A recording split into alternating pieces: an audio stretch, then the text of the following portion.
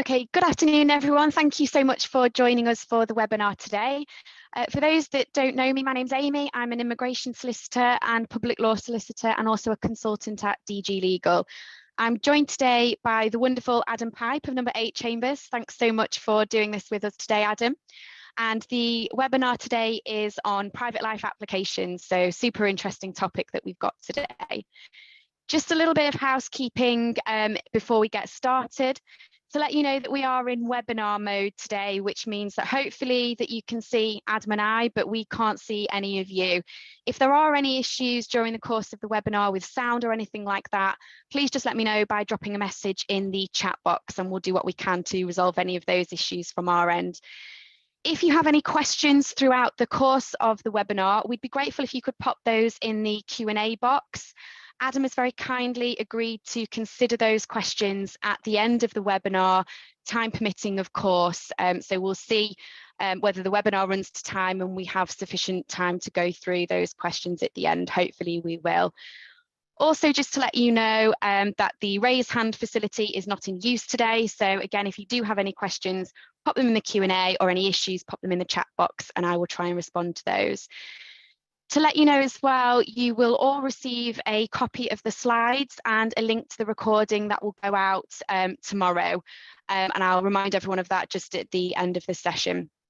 Hope it's really useful for everybody, and I will hand over to Adam. Brilliant. Thank you, Amy. Well, hopefully everybody can hear me and see my slides. It's really great to be with you today on my first DG Legal webinar, looking at applications under the new Appendix Private Life. And obviously, as a proud Welshman, it's a big day today. So I've got my Wales mug, and if I can promote the Welsh during this webinar, I will. But please don't send me any abusive messages if we lose tonight against the English. So yeah, we're going to look at Appendix Private Life today. We're going to look at some some case law on Appendix Private Life. We're going to look at some of the key guidance. And as Amy said, you'll get a copy of my slides. So hopefully then you'll be able to cut and paste some of the key guidance from the case law, from the new rules, from policy into your representations, into your skeleton arguments to help you succeed in your applications. Because I'm sharing my screen, can't see the chat box or the Q&A. So we'll have a look at that at the end, all right? Just before we start, I did want to flag up one thing. I noticed yesterday that the SRA have published new guidance on immigration work, particularly in terms of supervision, proper standards of service, remuneration, dealing with complaints.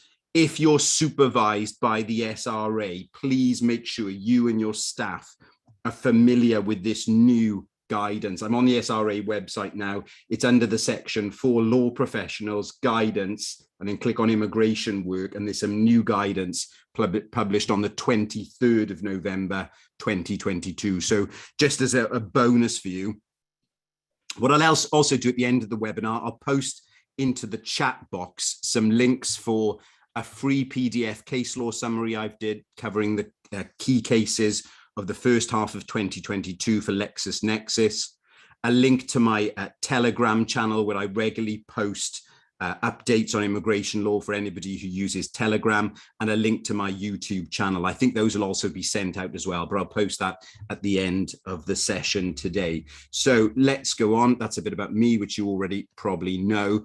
So the new Appendix Private Life was introduced by HC 1118 on the 15th of March, 2022.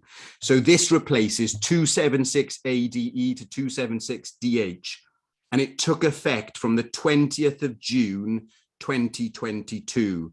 So for new private life applications you're making from the 20th of June onwards, you should be doing it with reference to the new Appendix Private Life.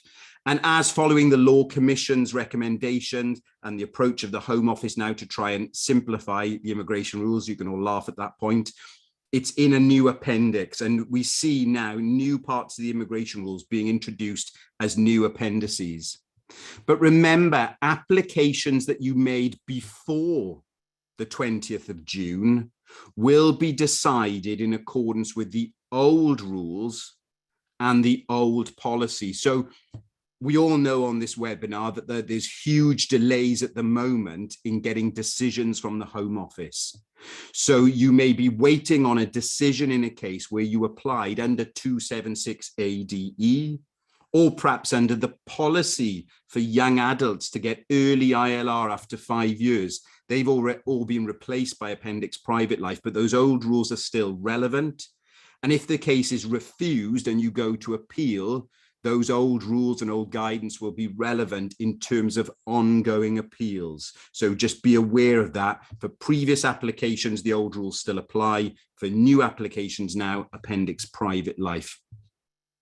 As you know, when a statement of changes to the immigration rules is introduced, there is an explanatory memorandum which sets out the background to the changes.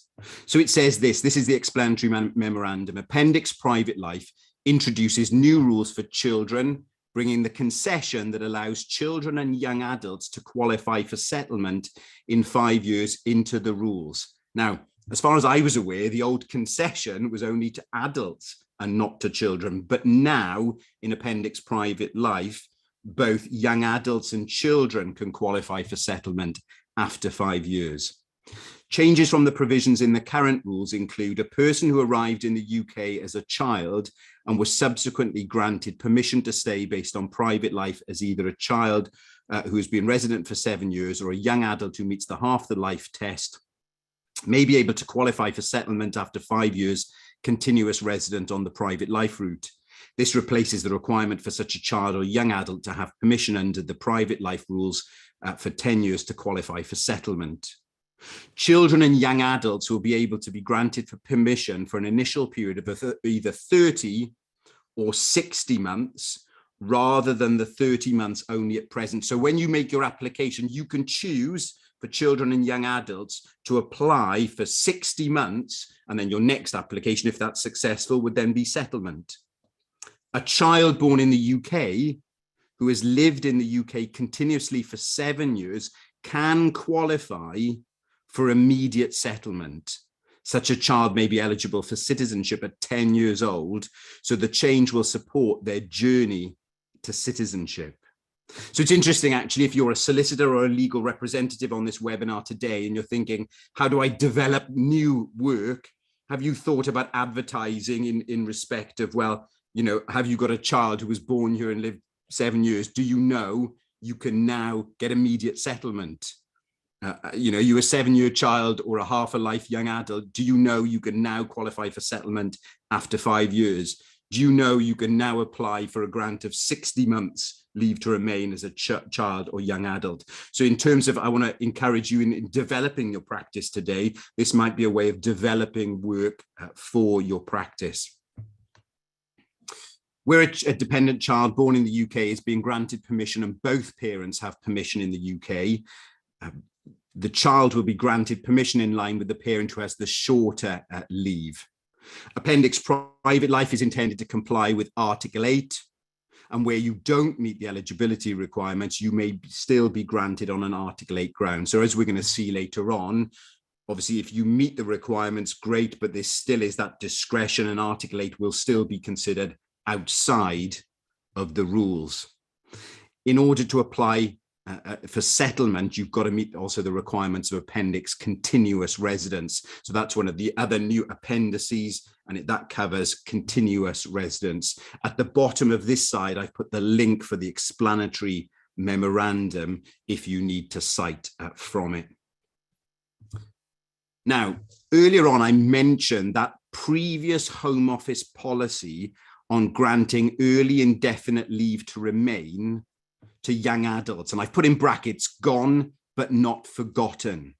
So what I thought it would be useful for people to have is a copy of the policy. From my memory, I think the first version of the policy came out in about October 2021 following legal proceedings.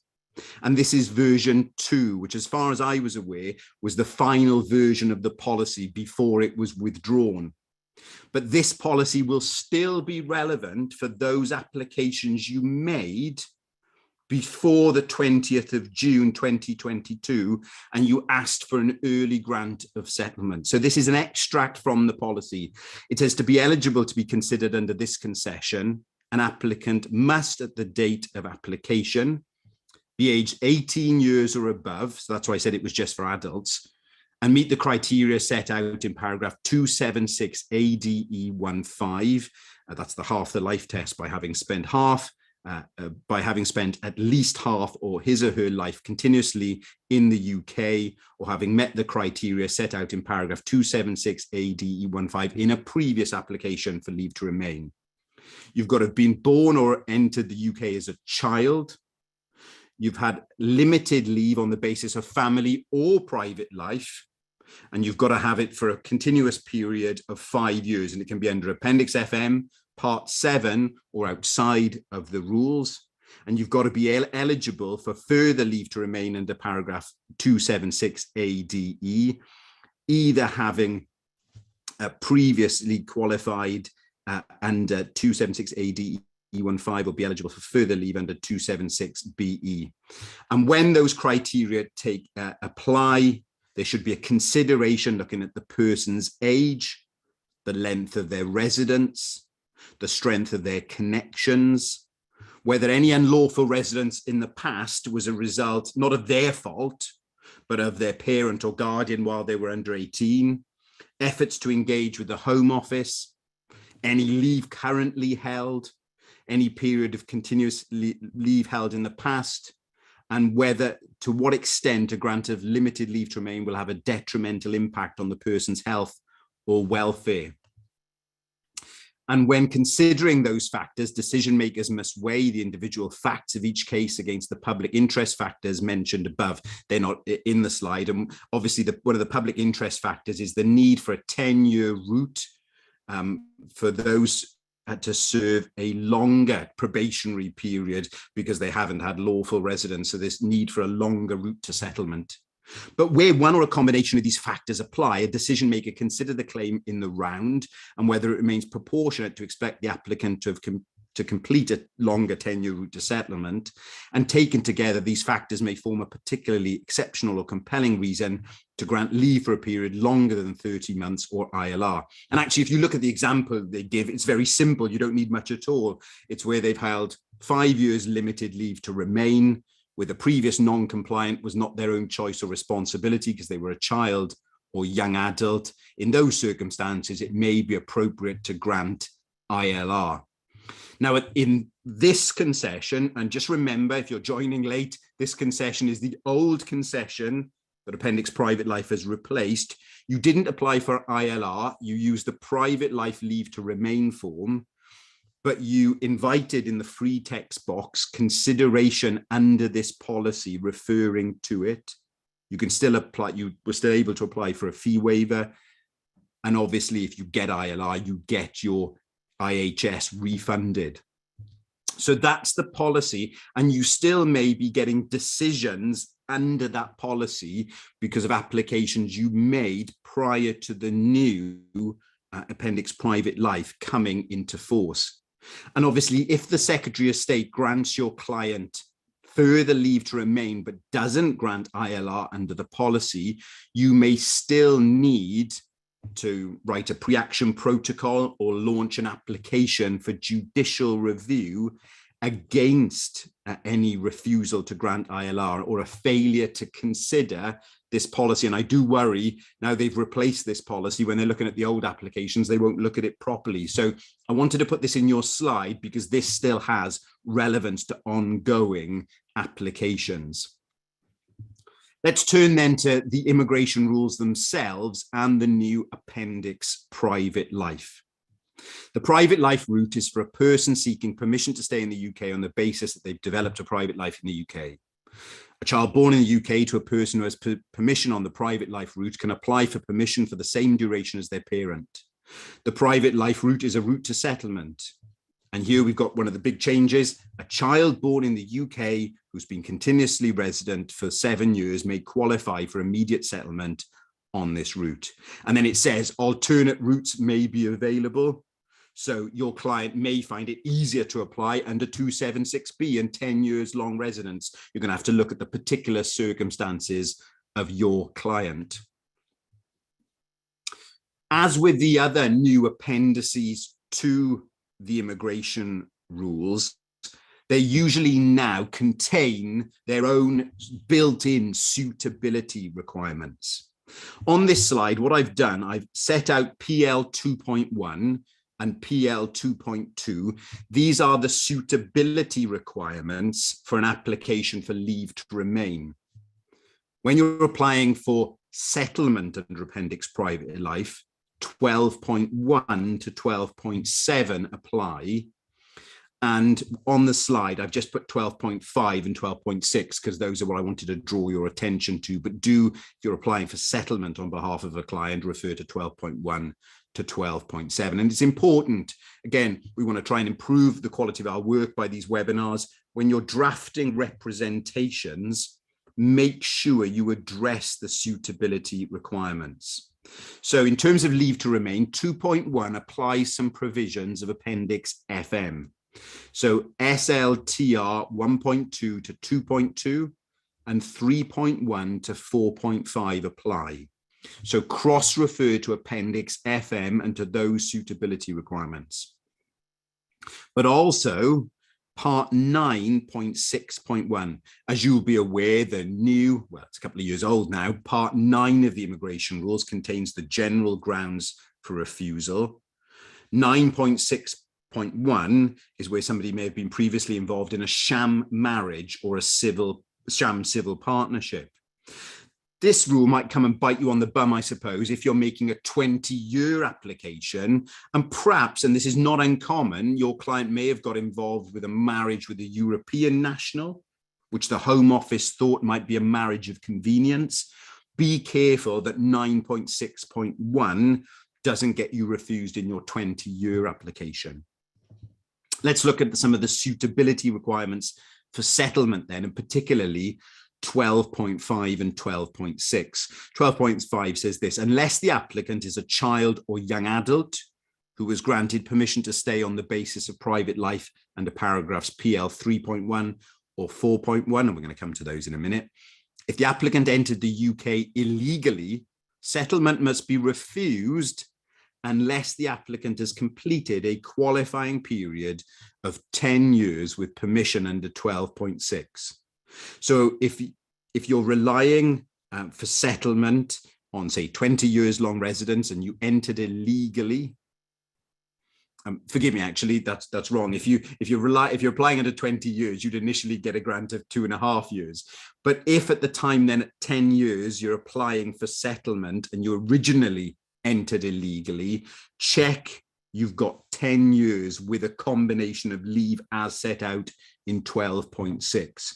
So entry clearance or permission granted as a partner or parent, permission described as family permission as a parent, permission on the private life route under 276 ADE or 276 BE, entry clearance or permission as a child, or permission granted outside the rule. So just to be clear, this is when you're applying for settlement and you entered illegally, make sure you've got 10 years continuous qualifying period with leave as set out in 12.6.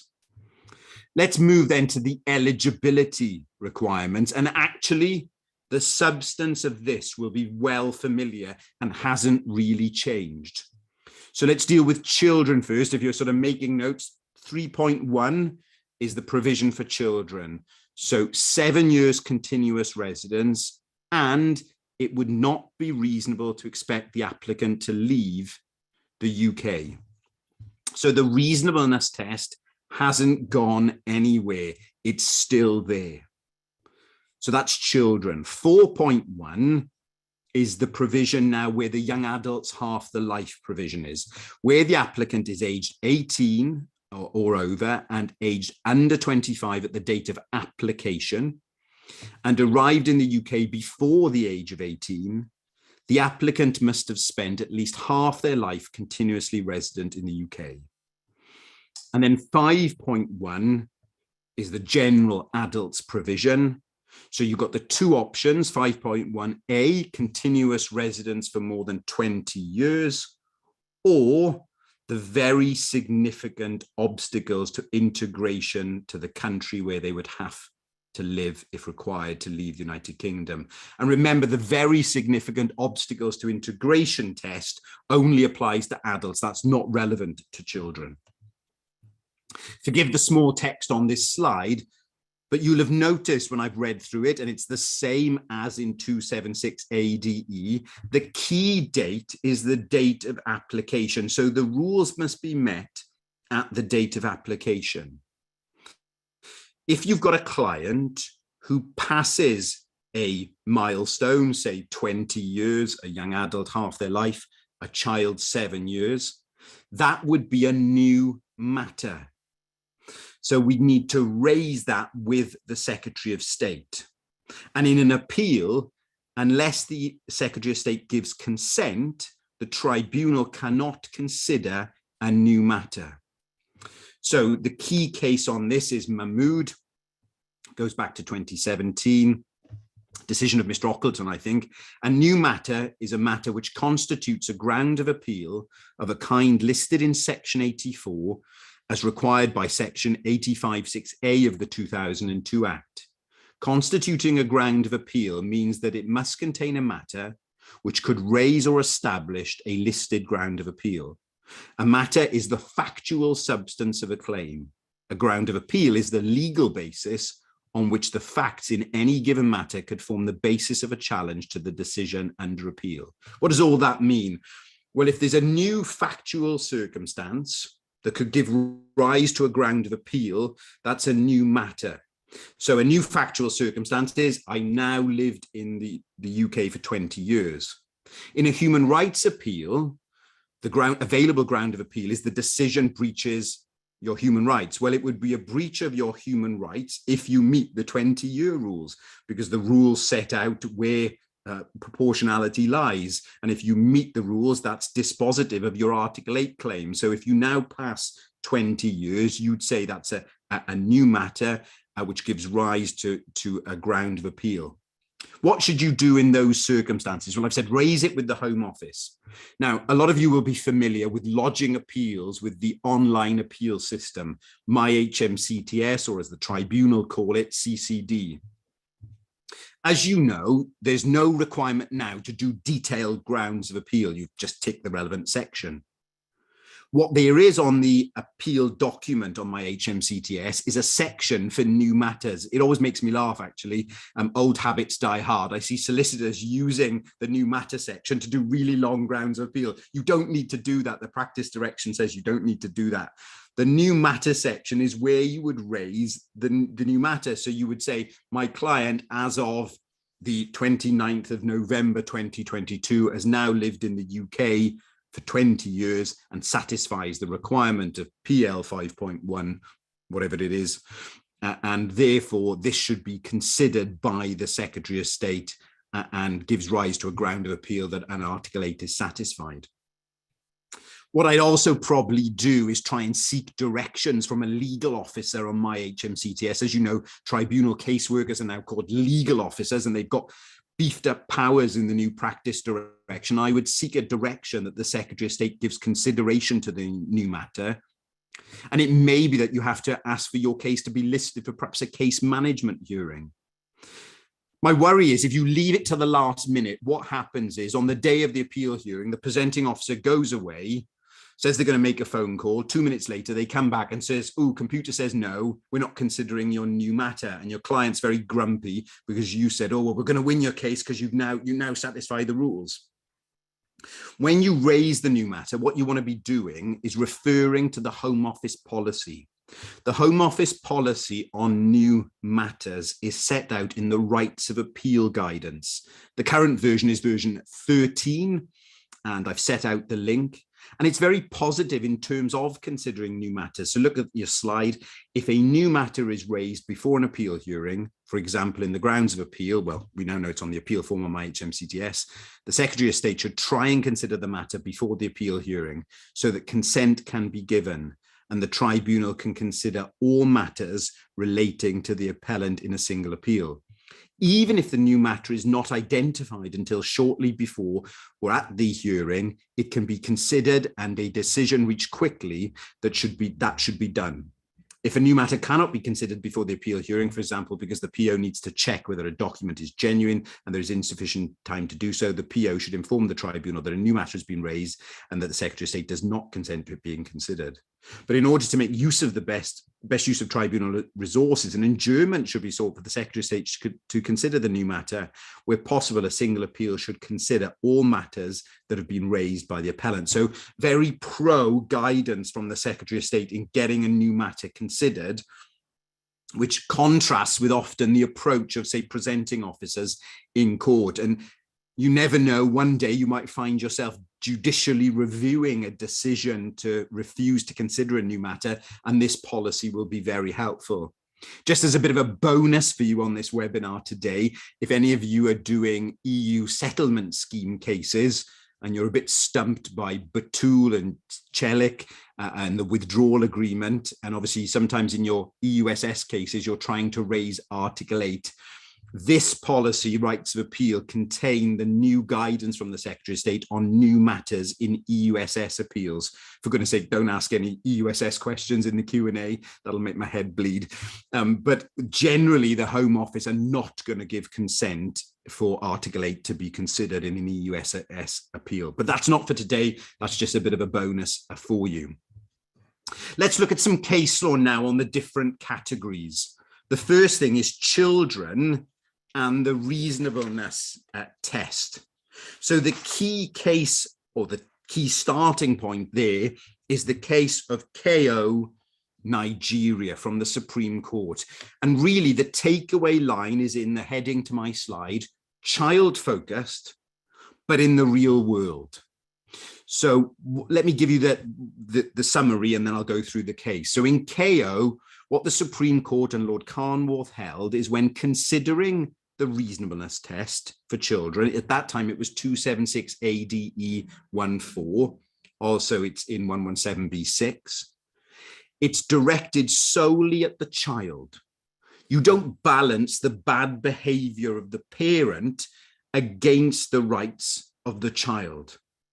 You used to do that back in the day when before the 7-year consideration was in the rules, and it was in the old policy. Hands up, anybody who remembers DP 596 and argued cases under DP 596. In that policy, there was a balance, but you do not balance. So look at paragraph 16, and paragraph 16 is worth putting in your representations. This paragraph is directed solely to the position of the child. It contains no requirement to consider the criminality or misconduct of a parent as a balancing factor. But there's good and bad in this case. As I said, it's child focused, but in the real world, the sort of Lord giveth, the Lord taketh away. The Lord taketh away element of this case is that the Supreme Court said you assess the reasonableness in the real world. What do they mean by that? Well, the real world is this usually only comes up where parents don't have leave to remain. And the normal situation is a child would remain, and it's in the best interest of a child to remain with their parents. So if the parents are going, they would go. So they quote in this case from SA Bangladesh, a Scottish case, and from EV Philippines, the old Court of Appeal case from 2014. As you'll see from SA, the only way to approach it in its proper context is to look at reasonableness in the context that the parents have no leave and the child would usually stay with the parents. But that's only a starting point. Be careful, because sometimes judges and sometimes the Home Office will treat that as an end point. Oh, well, parents have got no leave. Yes, you've been here 7 years, but you can go back with your parents. That's in your best interests. I think that would be an error. That's pretty much set out actually in NA Bangladesh. That's probably the most recent case on the 7-year rule. And it's from the 24th of June, 2021. And in this case, the appellants argued that the old authority of MA Pakistan still applied. Don't know if you remember MA Pakistan, helpful case where Lord Justice Elias effectively said, where you've got a 7-year child there's effectively a presumption that it would be unreasonable unless the Secretary of State can show powerful reasons to the contrary.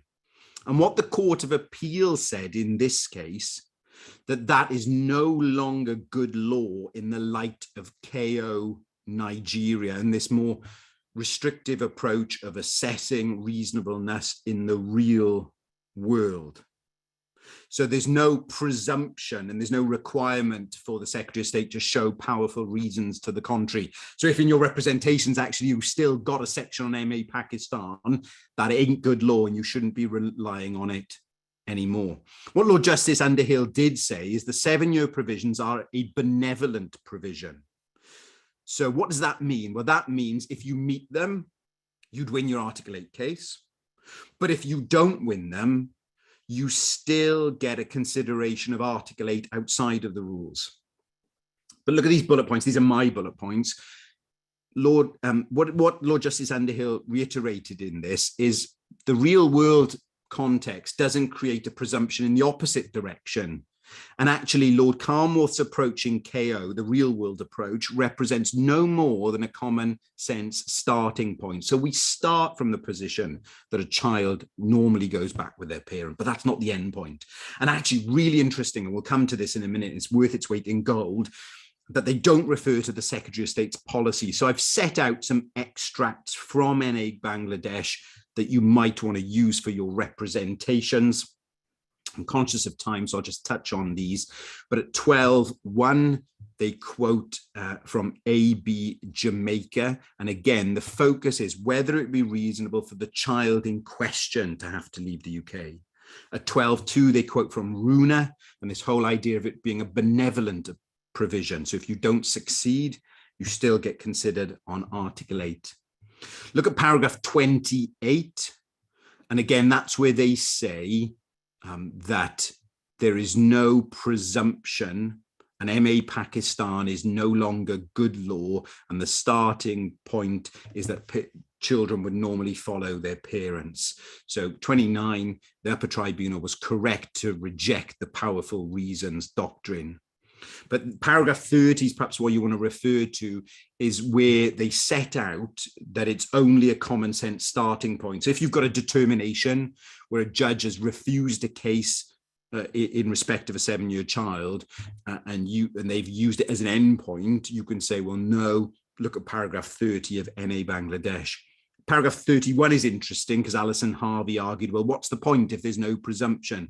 And that's where Lord Justice Underhill reiterated this point, that it's this benevolent provision where you don't balance the bad behaviour of the parents and you still get the wider proportionality assessment. Let's turn to some case law then on very significant obstacles to integration.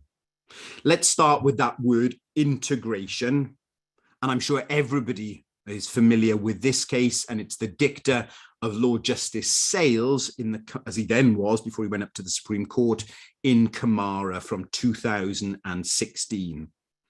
As you know, the very significant obstacles to integration test is also set out in the deportation provisions in 117C, 4C, and in 399A. So the context of this case is deportation, but it applies equally to applications under the Private Life Appendix. So he says this: in my view, the concept of a foreign criminal's integration into the country to which it's proposed that he be deported is a broad one. It is not confined to the mere ability to find a job or to sustain life while living in the other country. It is not appropriate to treat the statutory language as subject to some gloss, and it will usually be sufficient for a court or tribunal simply to direct itself in terms that a parliament has chosen to use.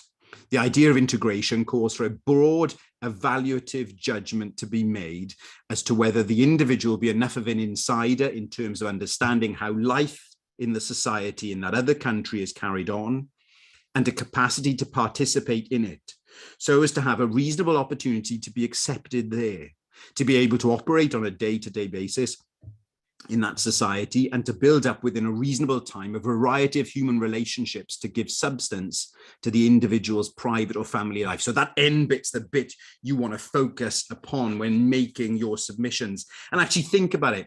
What sort of cases can we use the very significant obstacles to integration rules for? Well, what about in-country adult dependence? As you know, the adult dependent relative rule is only entry clearance, but you may have lots of cases where, say, granny came to visit during COVID, she's stayed on, she's now developing symptoms of cognitive decline and is dependent on the sponsor, and you can argue she won't be able to integrate in terms of having a private life. What about health cases? I think health cases are very difficult. Even with Papashvili and AM Zimbabwe, the Article 3 health test is still very high.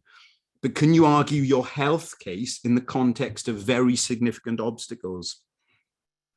What about a case where you might not be able to establish asylum, Article 3, but you've got some protection or danger or humanitarian issues where you can raise and say, well, he's not going to be able to establish a private life. Perhaps an Afghan lad who came over as a 16-year-old, got leave as an unaccompanied asylum-seeking child, has now built up a life here. Have a think about how you can use this very significant obstacles rule.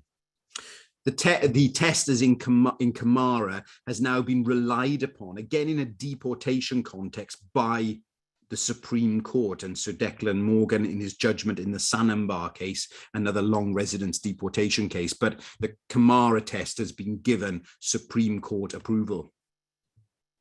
What about this whole idea of very significant obstacles? Well, a case that blights us, but actually I don't think is good law, is Trebarwyn.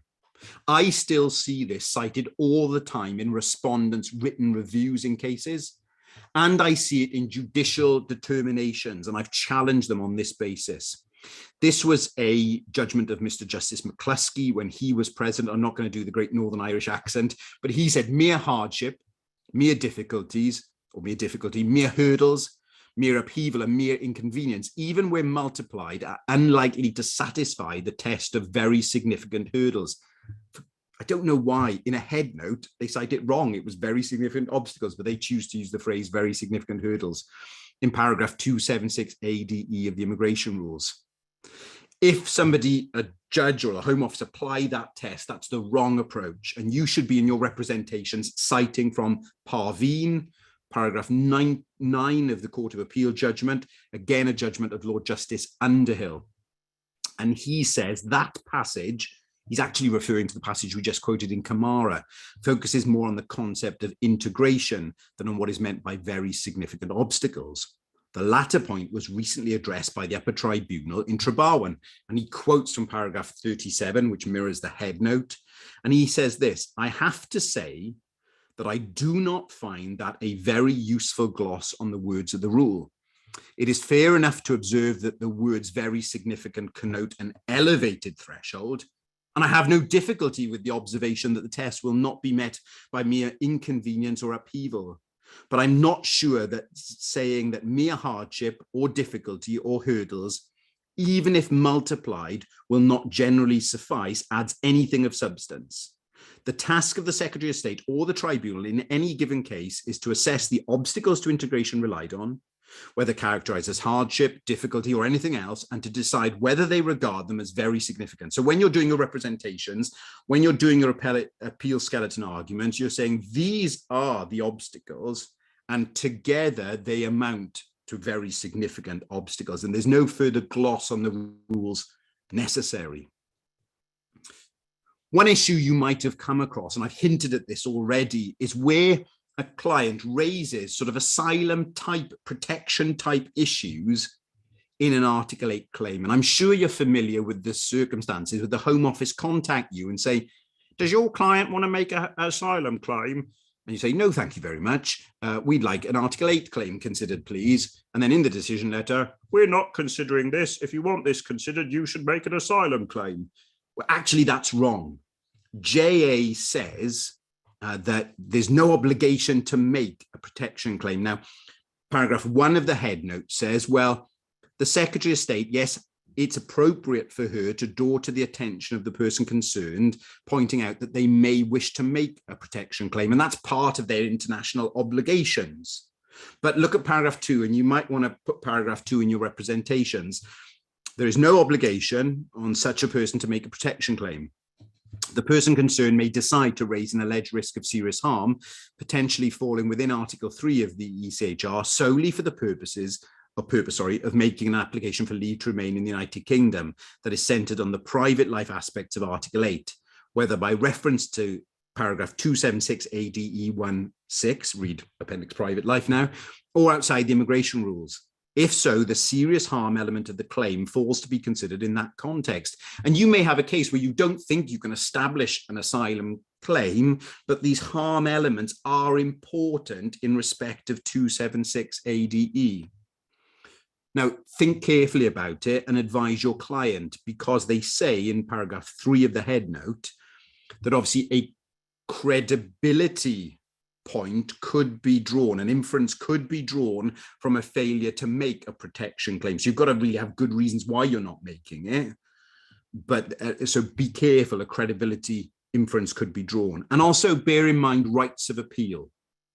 If you make a protection claim and that's refused, you've got the option of appealing on protection grounds or human rights grounds. Whereas if you make a mere human rights claim, you've only got the option of appealing on human rights grounds. So note the limits in grounds of appeal. Let's take this a bit further. In a case called SA Afghanistan from 2019, while the case was unsuccessful, the Court of Appeal agreed that the test for very significant obstacles is a different test for that in respect of Article 15C, so humanitarian protection, the real risk of indiscriminate violence. And they quote from 2 Scottish cases, a case called MC from 2016, and a case they refer to as HAA from 2017. And they quote from HAA, and it says this: because there is no breach of Article 15C in returning an applicant to a particular area in Iraq, it does not automatically follow that the petitioner, Scottish case, returning to such an area, in this case, the IKR or Baghdad, would not face very significant obstacles to integration.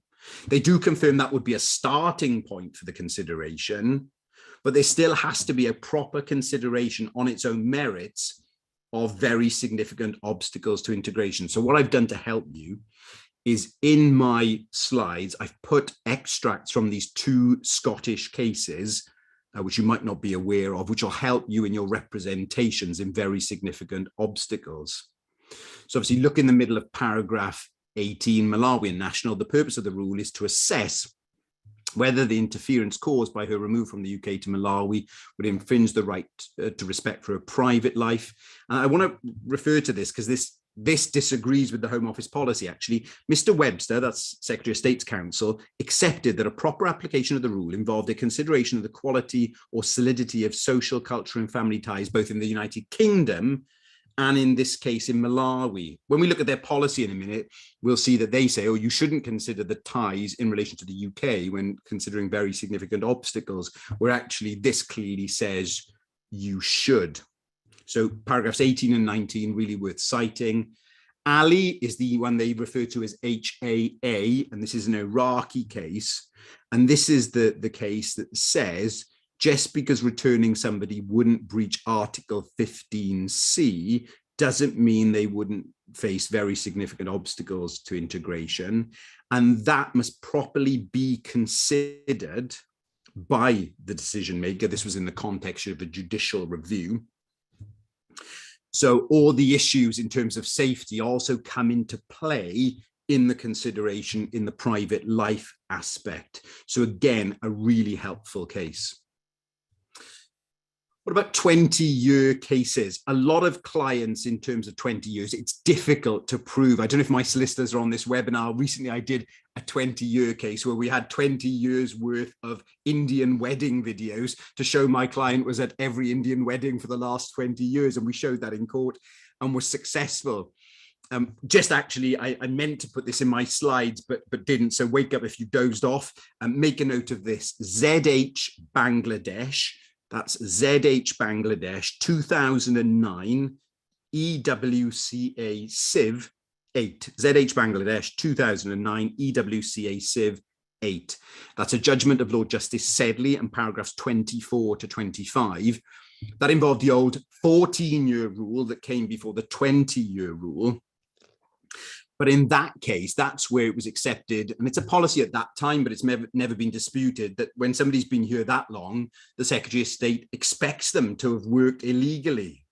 And I think you can rely, as long as the client's honest about it, in terms of illegal working. And there's this recent case called Mahmood from 2020, where the Secretary of State tried to rely on two different suitability rules, but the upper tribunal found that it didn't apply in this case and allowed the appeal on the basis the 20-year rule was met. This was a Bangladeshi guy who'd come in 1994, had adopted somebody's identity and used a different NI number. He disclosed it all to the Home Office in a previous application, and first-tier tribunal Judge MacDonald in a previous appeal had accepted he'd probably been here since at least 1996 and had been working in that identity. After 20 years, he made a new application. They refused it on these suitability rules. And you'll see from the paragraphs 89 and 90 I've put in the slides, the upper tribunal said, well, he may have deceived his employers adopting this false identity and NI number, but he's always been straightforward with the Home Office, and he didn't get these documents for the purpose of applying to the Home Office. He got them to work and found that these suitability provisions didn't apply to him. They then relied on the earlier findings of Judge MacDonald and allowed the appeal. So a helpful case in 20 years. Now, I'm conscious of time. So in the last 10 minutes, we may or may not get to questions, and it may be that I'll have to follow up some common questions by email. 10.1 is for under 18s. You can apply for 30 months or 60 months. 10.2 is for the young adults, 30 months or 60 months. There is no different fee. It's the same fee whether you apply for 30 months or 60 months, but the health surcharge is different. Otherwise, you have to apply for 30 months. Here's those settlement requirements for children born in the UK. 13.1, born full birth certificate. 13.2, continuous residence for 7 years. 13.3, the reasonableness test is there. In terms of qualifying periods for settlement, if you're not born in the UK, children or young adults, or those who've last been granted as a young adult after 5 years, 14.1. 14.2, obviously 10 years otherwise. 14.3 so shows what you can combine in terms of routes. So you can use 14.3 and those combination of those periods of leave with those types of leave. You can also rely on other types of leave, 14.4, if they're routes to settlement and you didn't enter illegally and you last had leave for the last 12 months. 14.4b with permission under 276 AD or Appendix Private Life. But have a look at those technical requirements in terms of what type of leave you had to have for settlement. Appendix continuous residence applies, 15.1. Unless you're exempt, you have to have B1 English language and knowledge of life in the UK. So ironically, with those who qualify for early settlement, the young adults, this is a bit harder because I think reading the rules, they now have to have English language and life in the UK, where they didn't under that old policy that we looked at the very start of today. So just as a final thing today, before we close, let's have a look at the caseworker guidance. And again, if you dozed off, now is the time to wake up because there's some really helpful stuff to cite in your representation. So it gives the introduction, and it talks about the October 2021 concession for early ILR, which has now been withdrawn. We've referred to that. It also refers then to the provisions in the rules and the cohorts within the rules who can apply for leave, indefinite leave after 5 years. And let's get to the bit I wanted to spend a little bit of time, the guidance on reasonableness in children. Remember, we looked at NA Bangladesh, and the Home Office had fought all the way to the Court of Appeal, saying there's no presumption that it would be unreasonable unless powerful reasons are demonstrated to the contrary. Well, what would you know? Their caseworker guidance still starts with a presumption. Look at the third sentence, underline it, scribble on it, cut and paste it into your representations. The starting point is that we would not normally expect a qualifying child to leave the UK. If I do any work for any of you guys and I don't see that in your representations, I'm coming around your house to sort you out, because that is worth its weight in gold. The starting point is that we would not normally expect a qualifying child to leave the UK. So they do start with a presumption, and representatives tell me they're finding that when you make an application, particularly on premium service, they're tending to grant 7-year children pretty routinely. I think it's tougher when you get to the tribunal and the judge is making this real world analysis. But they do provide some headings of issues that they will consider, and I think this should guide you in your representations. Age of the child, whether the child has ties in the UK, who the child would be expected to leave with, whether they've got family and friends in their country of return, whether they've ever visited the country of return. And they do quote this real world situation. Now, this is where evidence will come in. I know DG Legal have had a very helpful session previously on independent social worker reports, and it would be worth you getting, with the 7-year children case, an independent social work report. And I know if you email Amy at DG Legal, she's got a template letter in relation to instructing a independent social worker. Just as an aside, and if you've been to any of my other training sessions, I've gone through the new practice statements. There is a section in the new practice statements on experts, and make sure your expert is complying with that particularly and follows that, or they're going to depreciate the weight given to your expert. Think about a child psychological report. Think about letters from school, churches, mosques, temples, clubs, societies, friends, GP, pastoral staff in the school, in establishing that it wouldn't be reasonable. And even though the real world context is there, your child has built up such a private life that it would be unreasonable for them to go back. What about continuous residence? What does that mean? Well, it means time, unbroken time, with or without permission. Time in prison doesn't count, but the time before and after does. And this sets out what breaks continuous residence. What about if you're applying and you're trying to demonstrate your length of residence in terms of 20 years or 7 years? 20 years is the particular thing. Look at this and cite this in your reps. There is no specified evidence to show continuous residence, so you cannot refuse an application for a lack of a particular document. There's also no set number of documents required. They've got to consider all the information. Here's a list of the sort of things they'll look for. And I think when you're advising a client, get them to, as much as possible, put evidence in accordance with this list.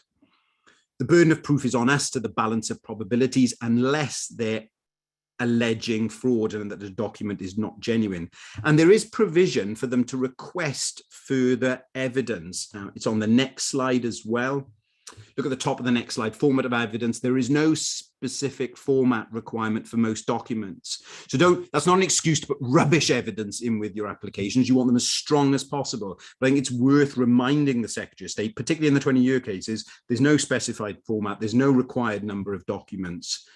And if there's missing evidence and it would make a difference, there is a provision for them to contact you. So you may, in your representations, want to say, look, if you think there's missing evidence, please contact and request it, and we will oblige, because I think that puts them on notice in relation to that. Here's their guidance, and I'm conscious it's 5:02 now, and I'll try and need at least a minute to try and answer some of that. I think there's 21 questions at the moment, so let's see what we can do. But this is the guidance on very significant obstacles.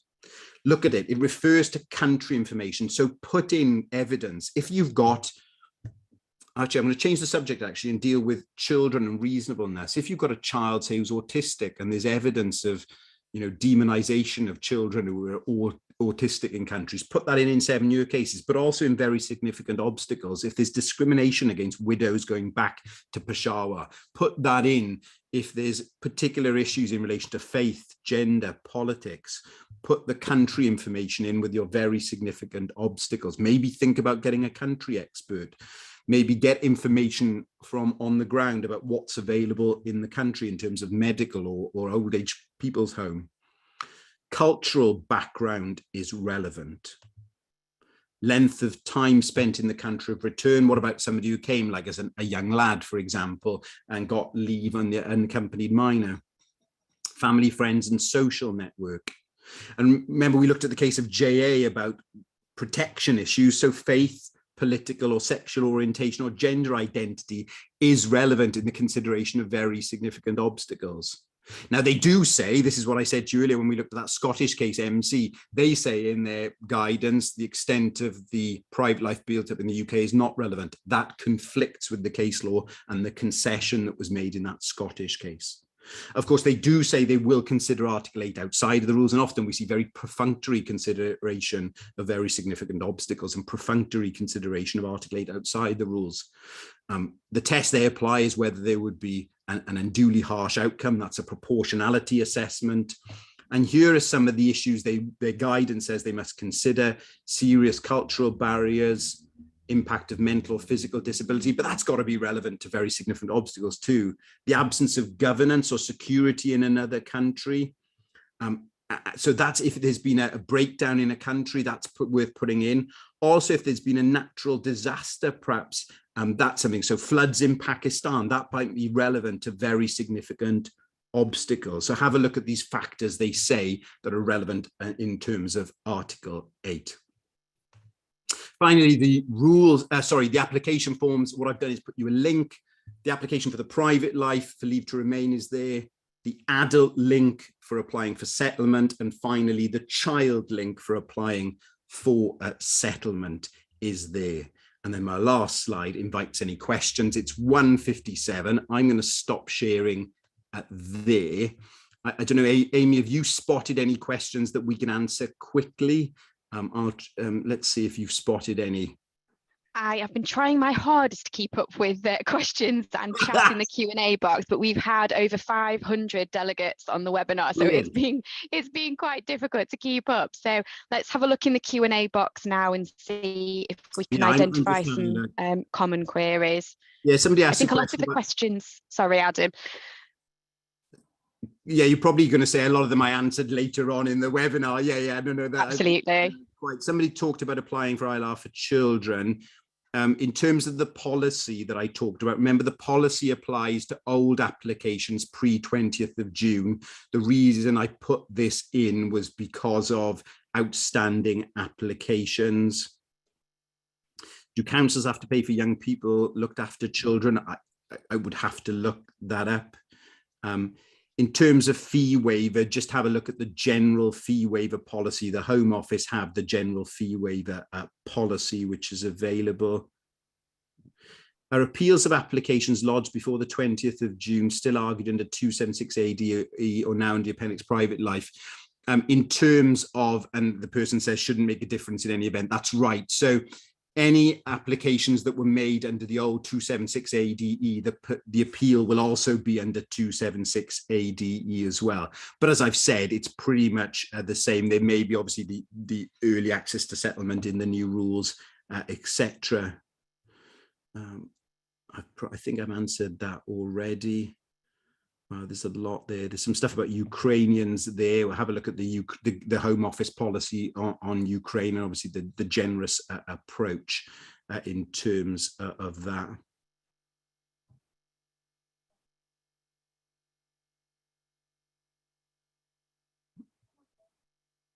Under the 7-year rule, would the child still follow their parents to return to the parents' country if there's a relative in the UK who accepted to care for the child? Usually what would happen, and I should have said that actually, obviously it's only, we start with the presumption that a child would follow the parents, but if it's not reasonable for the child, then the parents would succeed and the parents wouldn't go, and we're never suggesting separating them. So then for the parents, you rely on Article 8, applying 117B6 of the 2002 Act and the statutory Article 8 factors, so you can rely upon those.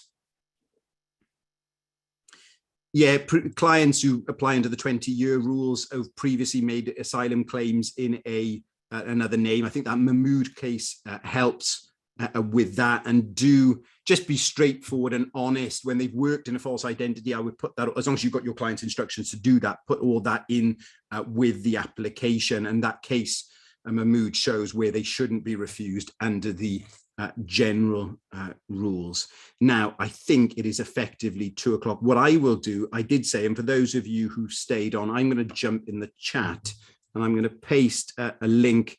What I've pasted a link in the chat to is a free PDF of a case law review for LexisNexis. So that's case summaries of the key immigration law cases for the first 6 months of the UK. I'm just about to write the one for the second 6 months. Feel free to cut and paste the summaries of those cases. For anybody who's into Telegram, by all means, sign up to the Telegram link. For those who are helped by the YouTube videos, I think my next in-person event is on the 7th next week. So if anybody's around in London on the 7th, it'd be great to come and chat. And hopefully I can answer some more of the questions because there's been so many. But I think that's probably enough for now, Amy. It just leaves me to say thank you so much to everybody who attended. Thanks for DG Legal as well. Is there anything, Amy, you need to say in terms of housekeeping to finish? Well, just a huge thank you to you, Adam, really, for a fantastically interesting and comprehensive webinar there. I'm sure it's been so useful for me and I'm sure for everybody else. So we really appreciate that. Just to remind everybody that a copy of the slides and a link to the recording will be sent out to all of you tomorrow. If you do want to have a copy of the template letter to experts or contact details for Lawrence Chester, the independent social worker that we mentioned earlier, please email me directly. It's Amy, AMIE, @dglegal.co.uk, and I'm happy to pass those over. Along with a copy of the slides and the recording, you'll also get a request for some feedback. I know it's an extra thing on everybody's to-do list, but we would be so grateful if you could just take a few minutes to give us a bit of feedback. It really motivates us to keep providing these free webinars, which I think you'll all agree are incredibly useful. And final thing from me, Adam very kindly referred to the SRA guidance for immigration work earlier in the session, and the updated supervision guidance. It's incredibly important that all immigration practitioners, both individuals and firms generally, are aware of this. DG Legal will be preparing a summary note on this. It's likely to be available on our website over the next few days or possibly next week. So do keep your eye out for that. I think it'll be really useful. And again, if you have any queries about suitable supervision methods or you need any help with appropriate training plans and things like that, please do reach out and hopefully we'll be able to give you some guidance and help you with that. So yes, thanks again, Adam. We're super grateful and we hope to see you again in the future. Have a great afternoon, everyone. Thanks, everyone.